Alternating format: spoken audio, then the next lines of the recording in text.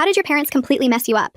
My parents hung metal bars across our bedroom ceilings when I was 9 and made us wrap our legs around them to sleep upside down like bats because they believed gravity was poisoning our brains. Mom and Dad had joined this group that taught gravity pulled toxins into your skull while you slept normally. The leader said humans were meant to hang like our ancestors who lived in trees. They came home from the first meeting with construction equipment and spent all night installing bars strong enough to hold our weight. Dad tested each one by hanging from it himself, timing how long before his face turned purple. The first night was torture. They showed us how to hook our knees over the bars and cross our ankles for security. My little brother cried until he threw up, which looked terrifying coming out upside down. Mom just cleaned it up and rehung him. She said our bodies needed time to remember their natural position. Blood rushed to my head until I thought my eyes would explode. But they padlocked our door and removed the regular bed, so we had no choice. After a week, we learned to sleep in short bursts before the headaches got too bad. Then Mom decided we weren't hanging long enough. She installed timer locks on our knee hooks that wouldn't release for 8 hours. If we needed the bathroom, too bad. She gave us adult diapers and said our ancestors didn't climb down from trees for every little thing. My sister developed constant nosebleeds from the pressure, but Dad said that was just toxins leaving her brain. School was impossible when we kept falling asleep at our desks from exhaustion. The nurse called home about the rope burns on our legs and the burst blood vessels in our eyes. Mom withdrew us for homeschooling, saying traditional education was poisoning us with right-side-up thinking. She hung bars in every room so we could practice proper positioning all day. Even meals happened upside down, with special straws and tubes so we could eat without choking. I tried sleeping on the floor one night, but Dad had installed motion sensors. Alarms screamed until they found me and rehung me with zip ties instead of the timer locks as punishment. The ties cut off circulation and my feet turned blue. They only cut me down when I started convulsing. Mom said I was having a gravity detox seizure and hung me right back up with looser ties. My brother figured out he could unhook one leg at a time and rotate to prevent the worst pain. But Mom caught him and decided he needed stronger treatment. She ordered special boots that locked onto the bars and couldn't be removed without a key. The boots were so heavy they stretched our knee joints backwards. He screamed for hours until his voice gave out. Then they got boots for all of us. The group leader visited to check our progress and said we weren't inverting young enough. He had a newborn daughter who'd been hanging since birth and never experienced gravity poisoning. Mom got pregnant immediately just to prove she could raise a properly inverted baby. She hung upside down her entire pregnancy. When my new sister was born, they hung a tiny bar in her crib with special harnesses. She never learned to crawl normally, just swung bar to bar like they wanted.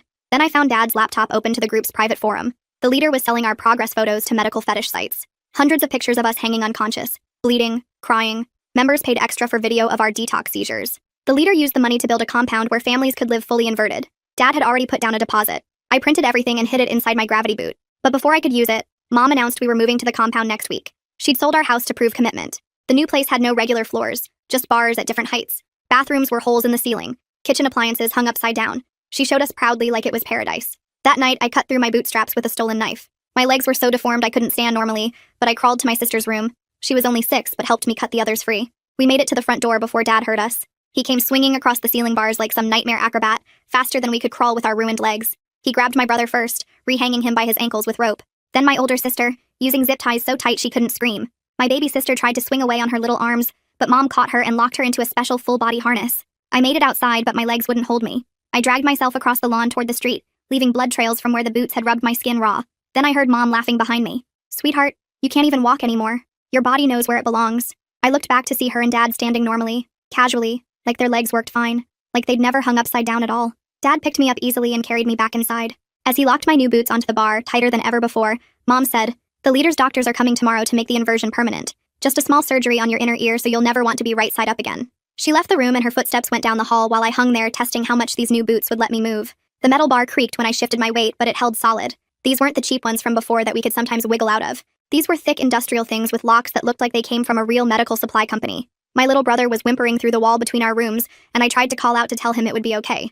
But my voice came out as this broken croak because my throat was still wrecked from all the screaming during our escape attempt. Even trying to make words hurt, and all I could manage was this rough whisper that he probably couldn't hear. The house got quiet except for Mom and Dad talking downstairs about tomorrow's big day and how proud the leader would be. Hours passed with blood pounding in my ears, and my vision getting darker around the edges from hanging so long. Then around midnight when everything was still, I felt something weird against my ankle inside the boot. My fingers could barely reach down far enough, but I managed to grab what felt like a small piece of paper. It was a business card, and when I twisted it toward the moonlight from the window, I could make out writing on the back. "Call if you need help," and a phone number underneath. The younger assistant from earlier must have stuck it in there when they were checking the boots. I couldn't write the number down anywhere, so I started repeating it over and over in my head. 7 digits became the only thing I could think about while I hung there. 555-4321. 555-4321. I said it hundreds of times until it was burned into my brain even as my vision kept going dark. Dad did his regular check at 2 in the morning, coming up with his flashlight to shine it right in my face. He checked that the boots were still locked tight and that I was hanging the right way. I'd pressed the business card flat against my palm against the metal bar where he couldn't see it. He grunted that everything looked good and went to check on the others. By the time dawn came, my legs had gone totally numb below the knees, which actually made the pain better. I could hear Mom downstairs in the kitchen making breakfast and talking on the phone, all happy about today's medical procedure. She was telling someone how excited she was that we'd finally be permanently fixed. My older sister managed to twist herself enough that she could see me through our doorways since they'd left them open. She mouthed, "Help us," and I nodded just a little bit, trying to tell her I had something even though I wasn't sure what I could actually do with a phone number I couldn't even call. Mom came up around 8 with protein shakes in these squeeze bottles, holding them to our mouths while we hung there. She said the doctors would be here at noon and we needed to be properly nourished for the procedure. The shake was thick and gross and I started coughing on purpose, making it seem like I was choking. Mom had to lower me a little bit to pat my back, and while she was focused on that, I let the business card drop from my hand. It fluttered down behind the dresser where I hoped someone would find it later. She got me breathing normal again and re-hung me even tighter than before. Then Dad came up with a clipboard and these consent forms, making us practice signing our names while hanging upside down. He said the doctors needed proper documentation that we agreed to the procedure. My signature looked like a little kid had written it because my hands were shaking, and all the blood in my head made it hard to see straight. But that seemed to make him happy because he said it showed we really needed the surgery to fix us. He had each of us sign multiple copies, even my baby sister who could barely hold the pen. The morning dragged on with them getting everything ready downstairs, moving furniture to make room for the medical equipment. I kept repeating that phone number in my head and trying to figure out any way to use it. My legs were so numb now I couldn't feel anything, which scared me more than the pain had. What if they were dying up there and would have to be cut off? Mom wouldn't care as long as we stayed inverted. She'd probably see it as proof we were evolving past the need for legs. Through the window, I could see a van pulling up outside and my stomach dropped even though I was upside down. This was really happening unless I could figure out something fast. The younger assistant got out first, looking nervous and checking his phone a lot. Then an older man with a medical bag who must have been the lead doctor. They started unloading equipment and carrying it toward the house while Dad went down to let them in. I heard car doors slam outside at 10 that morning and crawled across the bar to look out my bedroom window. 2 men were pulling medical equipment from a white van, the younger one from yesterday checking his phone every few seconds while the older guy sorted through bags. My heart started pounding so hard I could feel it in my fingertips gripping the metal bar. They carried boxes and cases toward our front door, and I heard Dad's voice downstairs greeting them like old friends. His footsteps came up the stairs with 2 more sets following behind. The younger assistant looked up at me the second they walked into my room and I mouthed, "Please help," as clear as I could make it. He stopped for just a second before looking away and following the older doctor to my sister's room. The lead doctor started checking my older sister's pupils with a small flashlight while she hung there, then tested her reflexes by tapping her knees with some metal tool. He said something quiet about liability and asked Dad if he had medical power of attorney for us kids. Dad got all defensive and started talking louder about how this was alternative medicine, and they didn't need regular paperwork. The younger assistant came over to me with a blood pressure cuff and wrapped it around my arm. When he leaned in to pump it up, I grabbed his wrist with my free hand and squeezed as hard as I could. He looked right at my face and saw how scared I was, then said he needed to check my blood pressure in private without distractions. Dad rolled his eyes but stepped out into the hallway to keep arguing with the lead doctor about paperwork. The assistant leaned close to my ear and whispered fast that what they were doing was illegal, and he'd already called someone that morning. He told me to fake a seizure in exactly 5 minutes, then left to go stall the procedure by asking the doctor questions about equipment. I started breathing faster and faster to make my heart race, feeling my body shake against the restraints. The shaking got real when panic kicked in, but I went with it, letting my eyes roll back into my head. My whole body started jerking and I bit down on my tongue hard enough to taste blood. The lead doctor ran into my room and grabbed my wrist to check my pulse, then told Dad they couldn't do any procedure without hospital clearance for what he called my pre-existing condition. Dad started yelling about how we were moving to the compound tomorrow and this had to happen today. Mom came running up the stairs screaming about the house being sold and everything being ready. The doctor kept shaking his head and talking about liability protection and how he needed an ER to sign off first. The younger assistant pulled out his phone and said they should call 911 for an ambulance to make it official. Before my parents could say anything, he was already talking to dispatch about a minor having seizures who needed immediate transport. Dad tried to grab the phone, but the assistant stepped back and kept talking, giving our address and saying it was urgent. Within 10 minutes, I heard sirens coming down our street. 2 EMTs came up the stairs with a stretcher, 1 woman and 1 man, both in blue uniforms with radios on their shoulders. The woman took 1 look at me hanging from the bar and the rope burns on my legs, then looked at her partner with this expression I'll never forget. She asked Dad to explain what she called the therapeutic equipment while her partner started checking my pulse and blood pressure. Dad launched into this whole speech about gravity poisoning and how humans were meant to sleep inverted. The male EMT kept writing stuff down on a clipboard while the woman shined a light in my eyes and asked if I could hear her. She asked me directly if I felt safe, and when Dad started to answer for me, she held up her hand and said firmly she needed to hear from the patient. I shook my head no, and she immediately looked at her partner who nodded back. They said they had to take me down from the bar to transport me safely on the stretcher. Dad argued, but they said it was protocol, and started unlocking my boots with bolt cutters they pulled from their bag. As they lowered me down, my legs wouldn't hold any weight, and I collapsed into the woman's arms. She held me steady while I whispered, "Help my siblings," into her ear. She squeezed my hand and whispered back that they were mandatory reporters and this would be handled. They strapped me onto the stretcher and started carrying me downstairs while Mom followed behind yelling about parental rights and alternative healing. The male EMT turned around and told her she could follow in her car to the hospital but couldn't ride in the ambulance. Once they got me loaded in the back, the woman sat next to me and told me I was safe now. The doors closed and we started moving, sirens blaring as we pulled away from the house. I told them everything in one long rush about the bars and the compound and the photos being sold online. The woman wrote down every word while the man radioed ahead to the hospital about what they were bringing in. She held my hand the whole ride and told me I'd done the right thing by letting them know I needed help. The ambulance pulled into the emergency room bay, and they wheeled me through automatic doors into bright lights that made me squint after being in the dark ambulance. The EMTs transferred me to a hospital bed while talking fast to nurses about what they'd found, using words like mandatory reporter and suspected abuse. A doctor came over right away, younger than Dad with dark hair and tired eyes, and introduced himself as Dr. Derek Rosen while he started checking my legs. He moved each joint slowly, and I winced when he bent my knees because they'd been locked straight for so long. He pressed different spots on my legs and asked if I could feel it, then frowned when I couldn't feel anything below my knees. He shined a light in my eyes and checked behind my ears where the blood vessels had burst from hanging upside down. His hands were gentle, but I could see his jaw getting tighter with each injury he found. He asked if there were other kids at home, and I nodded, telling him about my 4 siblings still hanging from the bars. He stopped examining me for a second and looked at the nurse who was already picking up the phone. The nurse came back with a camera and started taking pictures of every bruise, every rope burn, every place where the boots had cut into my skin. The flash kept going off while Dr. Rosen made notes on a clipboard, measuring the marks and writing down numbers. He told the nurse to call social services and security, then turned back to me and said I was safe now, and they wouldn't let my parents take me back. About 20 minutes later, I heard Mom's voice echoing down the hallway, getting louder as she got closer. She was yelling about her rights as a parent and how the hospital had no authority to keep her child. Security guards appeared outside my room and wouldn't let her pass the doorway. She tried to push through, but they held firm, telling her she could wait in the family room.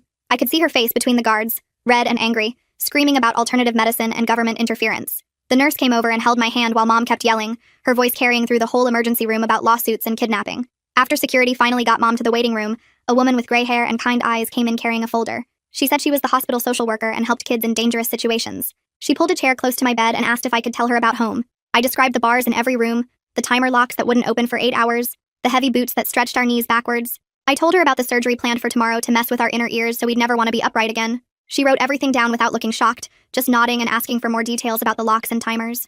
About an hour passed before 2 more people showed up, a woman with short blonde hair and a man in a suit. The woman introduced herself as Lori Pearson from CPS, and the man as Detective Dexter Bradshaw. They asked me to go through everything again, starting from when my parents first joined the group. I told them about the meetings, the leader who said gravity was poison, how Dad installed the bars himself. I gave them the compound address Dad had written on a paper I'd seen, the one where we were supposed to move next week. Lori wrote it all down and said they were getting an emergency order from a judge to check on my siblings right away. She promised they'd be removed tonight and asked if we had any relatives who could take us. I told her about Mom's sister who lived 2 states away, but she'd stopped talking to us after Mom joined the group. Detective Bradshaw asked about the photos I'd mentioned to the EMTs, and I told him everything I'd seen on Dad's laptop. I described the forum where parents posted pictures of their kids hanging, the prices for different types of photos, how the leader used the money to build his compound. I'd memorized the medical equipment company name from the boxes our boots came in, Gravity Free Solutions, and he wrote that down too. He asked if I remembered the website address, and I did because I'd looked at it so many times trying to figure out how to report it. While they were asking questions, Dr.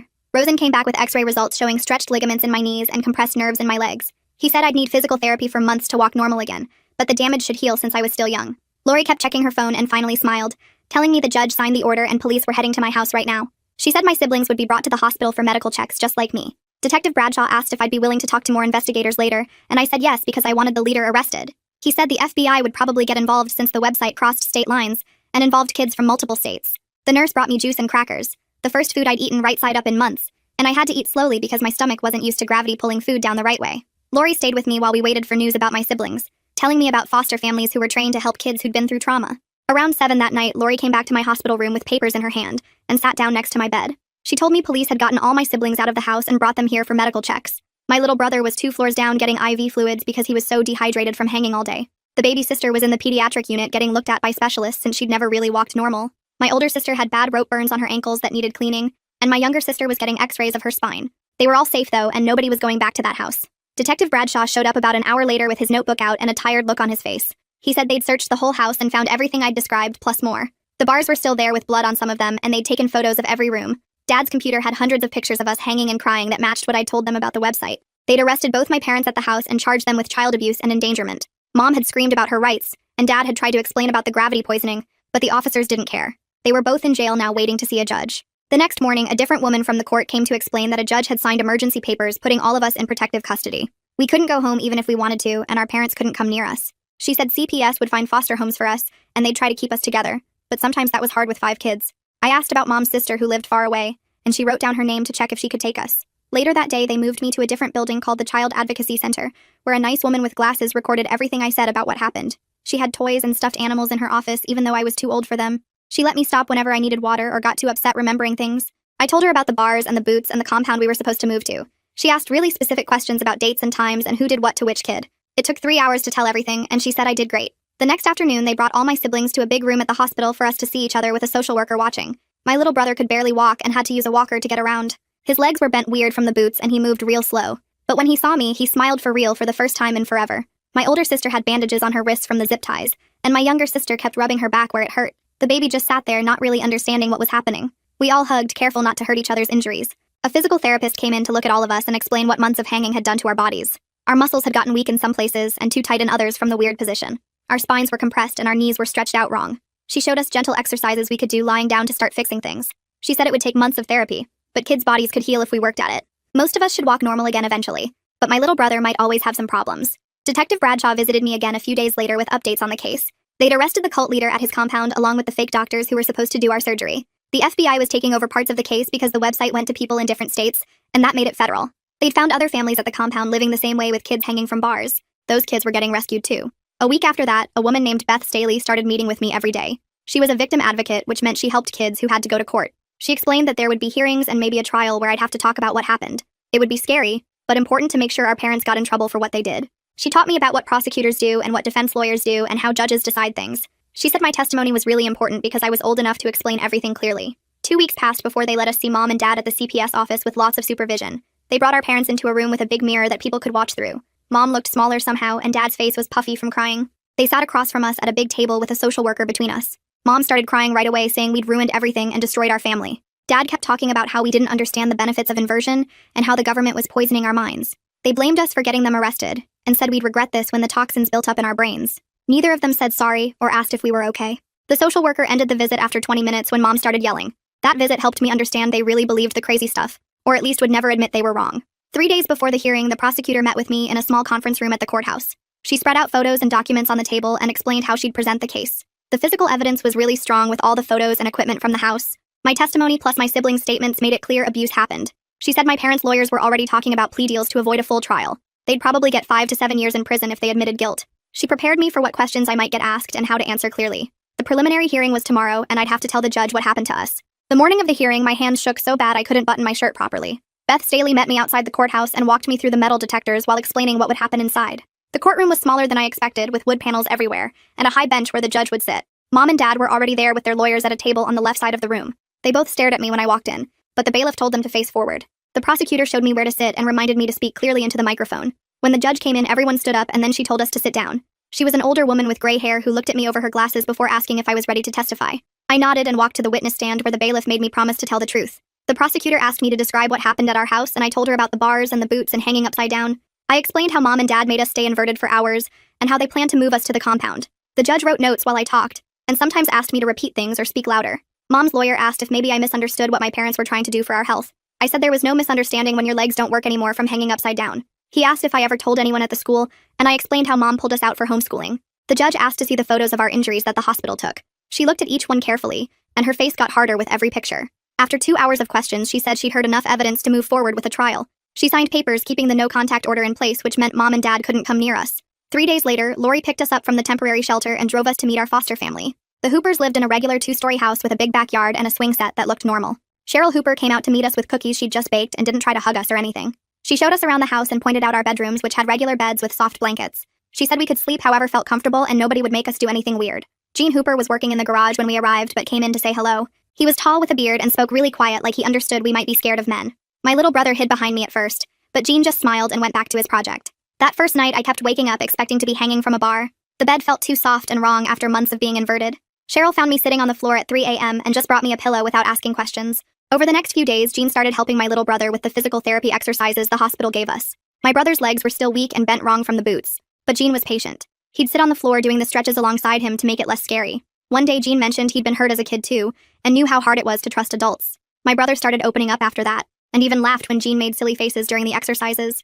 3 weeks into living with the Hoopers, I had my first real panic attack. I was lying in bed when suddenly I couldn't breathe, and felt like I was falling even though I wasn't moving. My body expected to be upside down, and being flat made everything feel wrong. The therapist they brought in taught me to count things I could see and touch to stay grounded. She said healing wasn't just a straight line, and some days would be harder than others. That same week, Detective Bradshaw called to tell us something big had happened. Federal agents had raided the cult leader's compound after getting warrants based on our case and the evidence. They found dozens of families living there with kids hanging from bars just like we had been. The story was all over the news, but they kept our names secret since we were minors. Seeing footage of other kids being rescued made me realize we weren't the only ones this happened to. A few days later, Lori brought us letters from some of those other kids. They'd asked CPS to thank us for speaking up because our case gave them the courage to tell too. One girl wrote that she'd been hanging for 3 years and thought nobody would believe her. Another boy said his parents ran away when the agents came, but at least he was free now. Reading their letters made all the scary court stuff feel worth it. The prosecutor called to update us on the case against Mom and Dad. She said the trial was set for 2 months out, but their lawyers were already talking about plea deals. If they admitted guilt, they'd probably get 5 to 7 years in prison instead of the maximum sentence. Part of me wanted them to get longer, but mostly I just didn't want to testify again. Meanwhile, my baby sister was making amazing progress with her physical therapy. She'd never walked normally before since Mom had her hanging from birth, basically. The physical therapist worked with her every day, teaching her how to put weight on her feet. One afternoon, she took 5 steps across the living room without holding on to anything. Everyone started crying, including Jean and Cheryl, who'd been cheering her on for weeks. Watching her learn to walk like a regular kid made everything we went through feel less permanent. About a month after moving in with the Hoopers, I started going back to the school. They set up an IEP for me, which meant I got extra time for assignments and could leave class if I had panic attacks. The other kids didn't know my story, which was exactly what I wanted. For a few hours each day, I could just be a normal student worrying about homework instead of court dates. Detective Bradshaw visited one afternoon with more news about the investigation. The company that made the medical equipment Mom and Dad bought was cooperating completely with police. They had no idea their products were being used to hurt kids and felt terrible about it. They were going through their sales records to identify other families who might be doing the same thing. 4 months passed before the prosecutor finally called about my parents' case. I was doing homework at the kitchen table when Cheryl handed me the phone and the prosecutor explained they'd taken plea deals that morning. 5 years minimum in prison, plus they'd lose all parental rights forever, which meant no trial, and we wouldn't have to testify. My hand shook as I hung up and told my siblings, who were watching TV in the living room. My little brother jumped up and hugged me so hard we both fell backwards onto the couch, while my older sister just sat there nodding over and over like she couldn't stop. That night at dinner, Jean and Cheryl looked at each other across the table before Cheryl cleared her throat and asked if maybe we'd like to stay with them permanently, or even think about adoption someday. My siblings all said yes immediately, but the words stuck in my throat because having parents again felt too big to process. I pushed my food around my plate and asked for time to think, which they said was totally fine, and there was no rush at all. The next week in family therapy, we sat in a circle on the floor, and the therapist asked us to share one thing we'd never been allowed to say before. My older sister started talking about the nosebleeds and how scared she was every time blood poured down her face while hanging upside down. Her voice cracked and tears ran down her cheeks as she described wiping blood off the floor before Mom saw it. We all moved closer and held her while she sobbed into my shoulder, getting snot all over my shirt, but nobody cared. 2 days later, Detective Bradshaw called with news that made the local paper's front page. The cult leader got sentenced to 25 years in federal prison for child exploitation and abuse after they found thousands of photos on his computers. Seeing his mugshot on TV that night with the word "convicted" underneath made something loosen in my chest, like a knot coming undone. 6 months after our escape, I realized I'd slept through the whole night without waking up in panic, thinking I was upside down. My legs still hurt sometimes, especially when it rained, but the physical therapist said that was normal nerve regeneration and would keep getting better. She showed me exercises to strengthen my ankles and wrote notes for school so I could sit out of gym class when needed. During Sunday dinner a week later, we talked about the adoption question again, and this time I said yes along with everyone else. Jean got so excited he knocked over his water glass, reaching across the table to hug us all at once. My little brother looked at the huge chocolate cake Cheryl brought out and said at least this family's weird thing was just eating too much dessert instead of hanging from the ceiling. Everyone laughed so hard Jean snorted milk out his nose, which made us laugh even harder. The adoption got finalized on a Tuesday morning at the courthouse downtown. We all wore our nicest clothes, which meant borrowed dress shoes that pinched our feet since we'd never owned any before. The same judge who'd signed our emergency removal order 8 months earlier now signed the papers, making us officially Hoopers. She smiled and said we deserved every bit of happiness coming our way, then let us take pictures with her gavel. Back at home, Cheryl and Jean sat us down and said they understood if calling them Mom and Dad felt wrong after everything. They suggested we could just use their first names, which felt right because those words carried too much weight from before. My baby sister turned 3 that spring and had zero memory of the bars or boots or hanging upside down at all. She thought it was just a weird game her siblings wouldn't play when she tried to hang from the monkey bars at the park. Watching her run around like any normal kid without fear made everything we went through worth it somehow. A year after our escape, I stood at a podium in a conference room full of CPS workers from 3 states. My voice shook as I explained how one person believing me when I said we needed help had saved 7 lives, including a baby who'd never known normal gravity. I showed them pictures of the rope burns and joint damage while explaining what to look for in cult abuse cases. Several people cried when I described the boots and timer locks, but I kept going because they needed to know these things really happened. After my speech, a dozen caseworkers came up to thank me and say they'd already started investigating similar cases in their districts. One woman from Oregon said she'd just removed 4 kids from a family doing almost the exact same thing with ceiling bars. Back home that night, we had pizza and watched movies like we did every Friday now. My little brother fell asleep with his head on Jean's shoulder, while my older sister painted my baby sister's nails bright purple. Cheryl made popcorn and brought out 5 different kinds of candy, because she said we'd missed too many years of junk food. Looking around at my siblings safe and happy in a normal living room with normal furniture made my chest feel full in a way I couldn't explain. The prosecutor called the next week to say Mom and Dad had been transferred to separate prisons 400 miles apart and wouldn't be eligible for parole for at least 4 years. She also mentioned the FBI had shut down 3 more compounds and rescued 47 kids total based on evidence from our case. My older sister had started talking about maybe becoming a social worker someday to help kids like us, and I was thinking about law school eventually to prosecute cases like ours. Spring came and my older sister spent weeks writing her college application essay about what happened to us. She showed me the draft where she described the bars and boots and how Lori had saved us all. The admissions committee at the state university called her personally to say they'd never read anything like it. They offered her a full scholarship right there on the phone, and she started crying so hard she couldn't answer. She managed to say yes and told them she wanted to major in social work to help other kids get out of bad situations. That summer, Jean bought lumber and spent every weekend building us a treehouse in the backyard. Not the weird kind with bars, but a regular one with walls and a floor where you could sit normally. He hammered boards together while we handed him nails and held pieces steady. My little brother painted it blue because that was his favorite color now that he could see colors right side up again. We spent evenings up there playing board games and eating sandwiches that Cheryl passed up through the window. Sometimes we just sat there looking at the stars through the skylight Jean had cut in the roof. The prosecutor called one afternoon to tell us the fake doctors had been sentenced. The main one got his medical license revoked, and 2 years in prison for practicing without proper credentials and child endangerment. The younger assistant who'd helped me that day testified against his partner and got a lighter sentence. He sent me a letter through the prosecutor apologizing for not acting sooner and saying my fake seizure had given him the courage to finally call for help. Reading his apology made something tight in my chest loosen up a little bit. 2 years after our rescue, we looked like any other kids at the school. My little brother tried out for the basketball team and made junior varsity even though the doctors had said the joint damage might be permanent. He practiced free throws in our driveway every night until his knees ached, but he never complained. During games, I watched him run up and down the court with no sign of the boy who couldn't walk 2 years earlier. My baby sister had no memory of hanging at all and thought we were making up stories when we mentioned it. She ran around the playground like any normal 5-year-old and hung from the monkey bars for fun, which made us all nervous even though we knew it was different. Senior year, I applied to the pre-law program at the state university, where my older sister was already studying social work. The application asked for a personal statement about why I wanted to study law. I wrote about sitting in that courtroom watching the prosecutor fight for us, and knowing I wanted to do that for other kids someday. Beth wrote my recommendation letter, and later the admissions counselor told me it was the strongest letter they'd ever received. She'd called me one of the bravest people she'd ever met, and said I'd make an incredible advocate for children. The acceptance letter came in March, and Jean framed it to hang on the wall next to my sister's. Graduation day arrived hot and sunny with the ceremony on the football field. I walked across the stage to get my diploma, and heard Cheryl screaming my name from the bleachers. Jean had brought one of those air horns that made everyone turn around to look. My siblings held up signs they'd made with glitter and markers that said embarrassing things about me being their hero. My little brother's sign had a drawing of me in a superhero cape which he'd worked on for days. After the ceremony, we took about 100 pictures with Jean, insisting on every possible combination of people. That night, Cheryl made a huge dinner with all our favorite foods. We sat around the table and she asked us to share what we wanted to do with our lives now that we were moving forward. My older sister talked about her internship at CPS starting in the fall. My little brother said he wanted to be a coach someday to help kids find confidence through sports. So even my baby sister announced she wanted to be a teacher, though she was only 7 and might change her mind a dozen times. Nobody brought up what happened to us before because we'd learned we were more than just survivors of something terrible. 5 years after that night when Mom announced the surgery that would have destroyed us forever, I sat in my law school library studying for criminal procedure.